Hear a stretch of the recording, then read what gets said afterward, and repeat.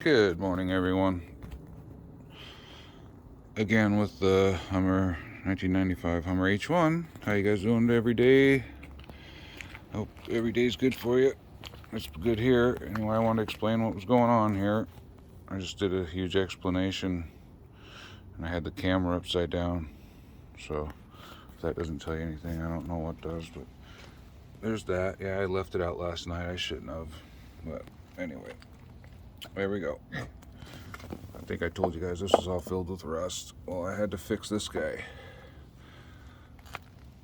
That part I showed you, I went and looked up, and it broke the nipple off. And I guarantee that was the whole problem. That broke off, everything filled with water and dirt, because it would still work until the system wouldn't work, but the truck would still run normally with, even though that's broken, until it got clogged with dirt.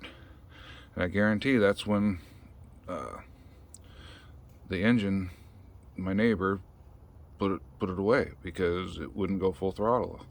And if you understand anything about these rigs and V8s and torque and everything else, this thing needs all 300 or 450 horsepower that this thing is supposed to have. Needs all of that. And the stock motor, I think, is like 200 or 220 horsepower, something like that. So anyway, so here's how that system works. There is the hole for the vent for the gasoline tank. There's where the canister goes.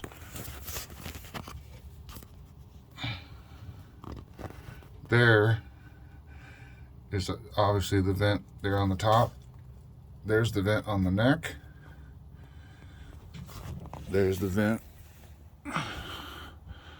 Okay. And that all vents into these guys here, which go up to the, I keep saying carburetor, but it's a TBI. So this goes to the fuel delivery system and gets burned up in the engine. And that's how that works. So hopefully I will have that together here in a few minutes. Shouldn't take too long, I wouldn't think. Oh, I have a brand new canister too.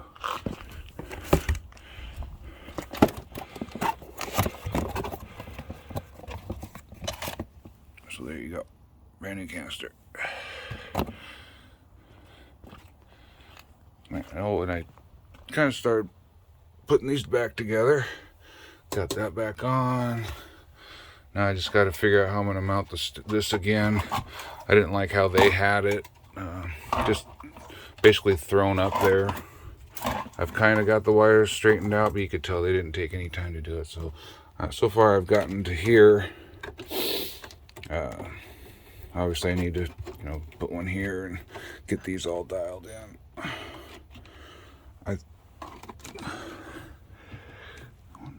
Okay, so that's to the light. Okay. Not bad though. Not bad. I love this truck. I'm sorry I keep bugging you guys with videos, but man, I really love this truck, and I want to kind of show you how it's going along. Cross my fingers, for God's sakes. Oh, that battery's not up yet. Oh, I shorted out the lights. Not all of them, just the front ones are on one circuit, but this stopped working and this stopped working. So what happens, I put WD-40 in there. I must have put too much, and so when I put this in there, it shorted it out. But hopefully it's not a big deal. I guess we'll find out. I was going to replace those with LEDs anyway. That's why they're off, and it was completely rusted. I suppose I should have showed you that. I've already cleaned it up some.